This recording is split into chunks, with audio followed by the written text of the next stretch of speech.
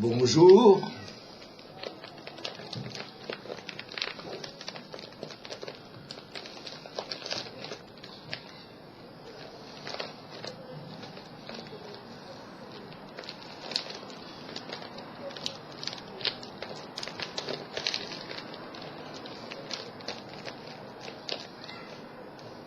C'est une protection anti-attaque au couteau au cou.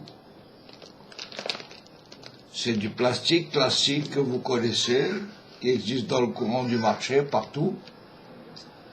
Il n'y a plus qu'à acheter des longueurs de 2 mètres sur une largeur de 50 cm. Vous les pliez en deux, vous les mettez comme un foulard sur votre cou. Ça vous protège entièrement le cou, une grande partie du sternum et du ventre. Si vous avez une plus grande longueur, vous pouvez avoir une protection plus complémentaire pour le bas-ventre. C'est un procédé que j'ai mis au point pour protéger les jeunes gens qui prennent des autobus, qui vont dans les écoles, contre les attaques barbares que nous subissons aujourd'hui en Israël.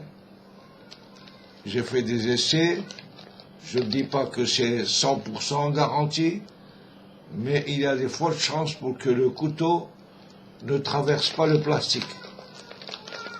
Moi j'estime le pourcentage pessimiste à 40% de chances pour que ça ne pénètre pas.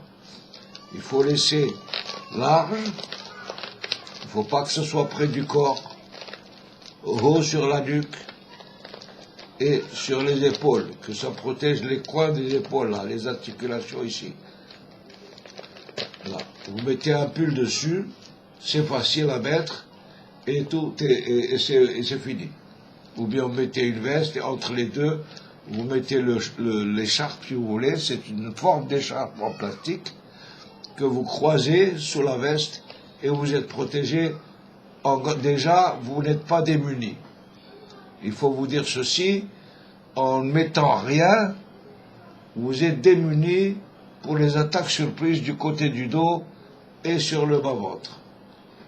Il faut toujours marcher, ou si vous êtes dans des stations debout, les bras croisés, protégeant votre bas-ventre. C'est un réflexe que vous devez avoir. Nous sommes obligés maintenant d'avoir des tenues spécialisées et des tenues à prendre pour éviter les sauvages qui nous agressent à longueur de journée en Israël. J'espère que cela vous sera utile, cette information, diffusez-la. Je vais sortir l'écharpe et je vais vous le montrer. Si ça vous convient, moi je ne peux pas vous le vendre parce que il y a quand même un coût de transport qui est au moins de 5 $. Or, le prix est aussi de 5 $, ça fait 10 $. Et plus l'emballage et le temps, ça va venir à 15 $ l'écharpe. Ce qui est peut-être un peu coûteux pour tout le monde. Et le but, ce n'est pas que je gagne de l'argent, mais j'essaye de protéger les jeunes gens. Nous avons tous des jeunes gens, des écoliers qui prennent des bus et qui sont démunis de protection. Voici l'écharpe, comment elle se présente. Je vais l'enlever là de là, vous voyez. Je la sors là, vous voyez. C'est du plastique, assez rigide, pas trop, qui soit assez souple, rigide. Vous le pliez en deux, regardez. C'est facile à sortir.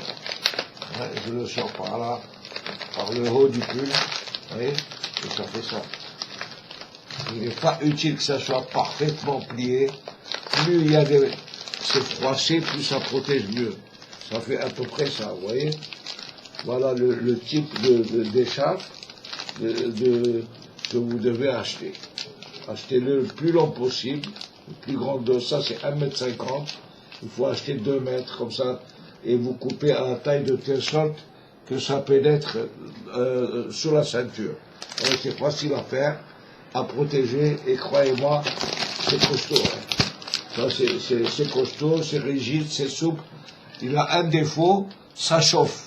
Ça chauffe dans le cou, ça transpire, mais il y a des inconvénients, bien sûr. Les soldats qui prennent sur eux des kilos pour se protéger, ils subissent aussi des choses pareilles. J'espère que ça va vous être utile. Si vous voulez l'acheter, moi je vous le vends à 15 $, transport compris. Je ne gagne pas beaucoup.